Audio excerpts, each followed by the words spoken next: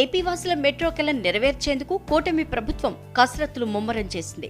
ఇందులో భాగంగా కృష్ణా జిల్లా గన్నవరం సమీపంలోని కేసరపల్లి దగ్గర మెట్రో కోచ్ డిపోను ఏర్పాటు చేసేందుకు సన్నాహాలు చేస్తున్నారు.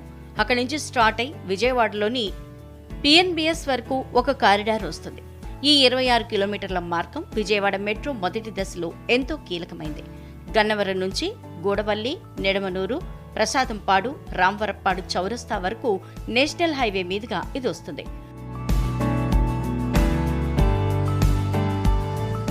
అక్కడి నుంచి ఏలూరు రోడ్లోకి మలుపు తిరిగి Konadala, Machavaram town, Besant road, railway station మీదుగా పిఎన్బిఎస్ వరకు మెట్రో రైలు వస్తుంది. ఇక రెండో కారిడార్ పెనమలూరు వరకు వెళ్తుంది. ఇది పిఎన్బిఎస్ నుంచి ప్రారంభమవుతుంది. 12.5 కిలోమీటర్ల ఈ రూట్ బందర్ రోడ్డు మీదుగా విజయవాడలోని కీలకమైన Autonagar, Benz circle, Indira Gandhi stadium లాంటి రద్దీ ప్రాంతాల్ని కలుపుతుంది.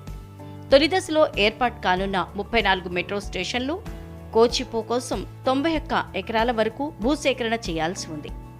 దీనిలో విజయవాడలో 30 ఎకరాల వరకు సేకరించేందుకు ఇప్పటికే విధి విధానాలు సిద్ధం చేశారు. రెవెన్యూ వార్డ్, సర్వే నెంబర్లతో సహా విజయవాడలోని కీలకమైన ప్రాంతాల్లో ఎంత భూసేకరణ చేయాలో అధికారులు గుర్తించారు. రద్దీ ప్రాంతాల్లో భూసేకరణకు ఎటువంటి ఇబ్బంది లేకుండా తక్కువ విస్తీర్ణంలోనే మెట్రో స్టేషన్లను నిర్మించేందుకు ప్రతిపాదనలు రెడీ చేశారు.